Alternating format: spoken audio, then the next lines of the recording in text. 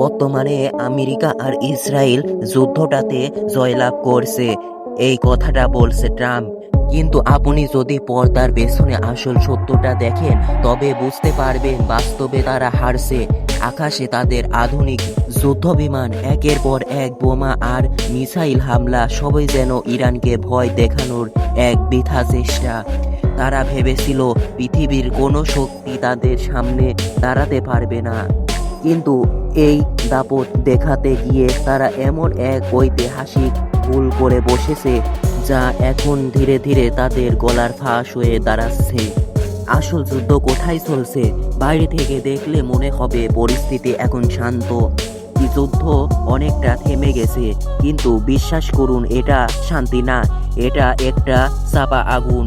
America আর Israel ভাবছে তারা পরিস্থিতি নিয়ন্ত্রণে এনেছে, কিন্তু বাস্তবটা হলো তারা এমন এক গোলকধাঁধার ভিতরে ঢুকে পড়েছে যেখানে থেকে বের হওয়ার পথ তাদের জানা নেই। এই মুহূর্তে এখানে একসাথে দুইটা যুদ্ধ চলছে। প্রথমটা আমরা সবাই দেখছি, আকাশে শক্তির লড়াই। আমেরিকা তাদের আধুনিক প্রযুক্তি দিয়ে ইরানের গুরুত্বপূর্ণ জায়গাগুলো আঘাত করছে, কিন্তু মজার ব্যাপার হলো এতে ইরানের সামরিক শক্তির তেমন কোনো ক্ষতি হয়নি, কারণ ইরানের আসল শক্তি আর সামরিক কাঠামো মাটির অনেক গভীরে লুকিয়ে রাখা হয়েছে। ইরানের কাছে থাকা সবচেয়ে বড় বোমা হচ্ছে হরমুজ প্রণালী, অর্থনীতির রণক্ষেত্র। আর দ্বিতীয় যুদ্ধটা, যেটা আমেরিকা আর ইসরায়েলের সবচেয়ে বড় দুঃস্বপ্ন হয়ে দাঁড়িয়েছে, তা হলো বিশ্ব অর্থনীতির বিরুদ্ধে যুদ্ধ। ইরান এমন এক জায়গায় আঘাত করেছে যেখানে কারোর কোনো নিয়ন্ত্রণ নেই। জায়গাটার নাম হরমুজ প্রণালী। চিত্রে একে ছোট মনে হলেও এখান দিয়ে বিশ্বের 20% তেল আর গ্যাস সরবরাহ হয়। ইরান এই পথ পুরোপুরি বন্ধ করেনি, কারণ তার আর দরকার নেই। তারা শুধু এমন এক ভয়ের পরিবেশ তৈরি করেছে যে বড় বড় জাহাজ আর কোম্পানিগুলো এখন এই পথে চলতে সাহস পাচ্ছে না। মাঝে মাঝে ড্রোন আর মিসাইল এর ছোট ছোট বার্তা দিয়ে ইরান বুঝিয়ে দিয়েছে এই পথ আর আগের মতো নিরাপদ নয়। এর ফলে হু হু করে বাড়ছে তেলের দাম, যা পুরো পৃথিবীর সিস্টেমকে নাড়িয়ে দিচ্ছে। আমেরিকা এখন মরণ ফাঁদে আটকে গেছে। তাদের সামনে এখন মাত্র 3টি রাস্তা খোলা আছে, কিন্তু 3টাতেই বিপদ। প্রথমত, তারা যদি এখন আলোচনা টেবিলে বসে তবে সারা বিশ্বে বার্তা যাবে যে আমেরিকা হেরে গেছে।